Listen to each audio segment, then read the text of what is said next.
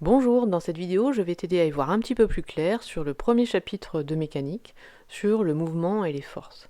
Alors quand on étudie le mouvement d'un objet, eh bien on va commencer par modéliser la situation. Ça veut dire quoi? Ça veut dire qu'on va faire trois choses. La première, c'est que l'on va définir le système que l'on va étudier. Donc par exemple, si tu étudies le mouvement d'une balle de tennis, ton objet c'est la balle de tennis, tu vas représenter, modéliser cette balle de tennis par un point que tu vas appeler M et qui va concentrer toute la masse de cet objet. Alors c'est ce qu'on dit que l'on fait de la mécanique du point, puisque on résume, on modélise l'objet en un point, on perd des informations, mais c'est beaucoup plus simple à étudier. Ensuite, on va choisir un référentiel, donc l'objet par rapport auquel tu vas étudier le mouvement. Donc ce référentiel, il doit être absolument galiléen pour que tu puisses ensuite, dans les prochains chapitres, appliquer la deuxième loi de Newton.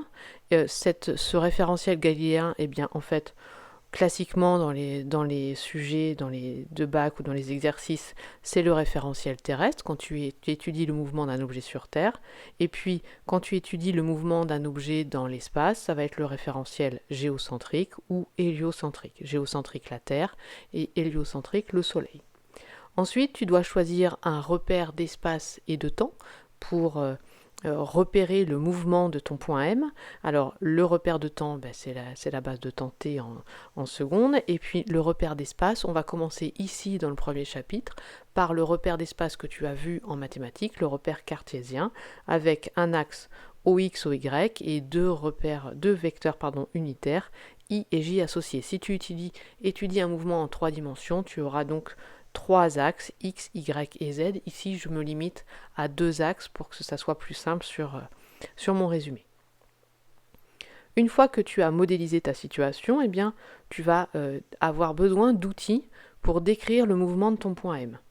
Le premier outil dont tu as besoin, tu vas avoir besoin de repérer la position de M en fonction du temps dans le repère. C'est-à-dire que tu vas avoir besoin de connaître à chaque instant où est ton point M.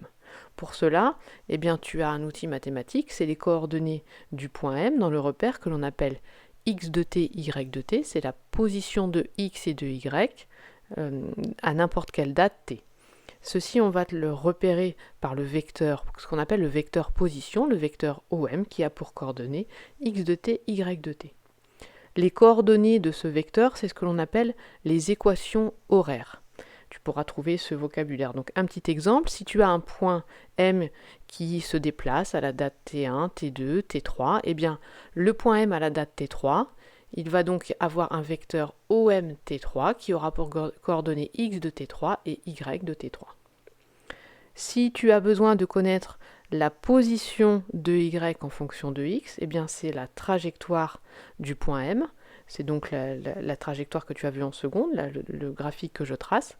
Eh bien, c'est ce que l'on appelle donc Y en fonction de X. Souvent, à la fin d'un exercice de mécanique, tu as X de t, Y de t, et tu dois déterminer Y de X pour connaître la position à n'importe quel endroit dans le repère du point M.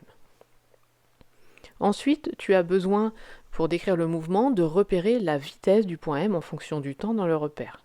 Pour avoir la vitesse, donc trois informations, la direction, le sens et la valeur, on va également utiliser un vecteur qui est le vecteur vitesse, qui se note v de t.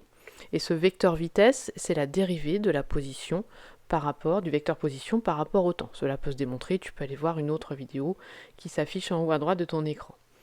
Ce vecteur vitesse a deux coordonnées, vx de t, vy de t. Si je trace dans le repère le vecteur vitesse à la date T3, eh bien, je vais avoir Vx de T3, Vy de T3. À partir de ces deux coordonnées, je peux donc avoir la direction, le sens et la norme du vecteur vitesse, qui est en fait la valeur de la vitesse.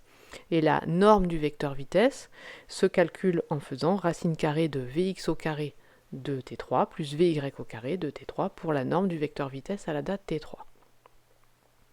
Ensuite, pour décrire correctement le mouvement, tu vas avoir besoin de repérer les variations de la vitesse du point M en fonction du temps dans le repère. Les variations de la vitesse, c'est ce que l'on appelle l'accélération en physique. Donc tu vas avoir besoin du vecteur accélération, a de t, donc le vecteur, est égal à la dérivée du vecteur vitesse par rapport au temps.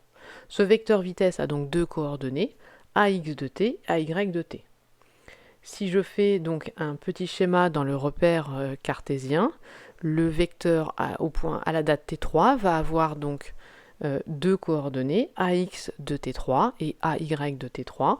Je vais donc avoir à partir de ces coordonnées plein d'informations. Je vais avoir la direction du vecteur accélération, je vais avoir le sens de l'accélération et je vais avoir la norme du vecteur, donc la valeur de l'accélération à la date t3, qui se calcule en faisant racine carrée de vx au carré de t3 plus vy carré de t3.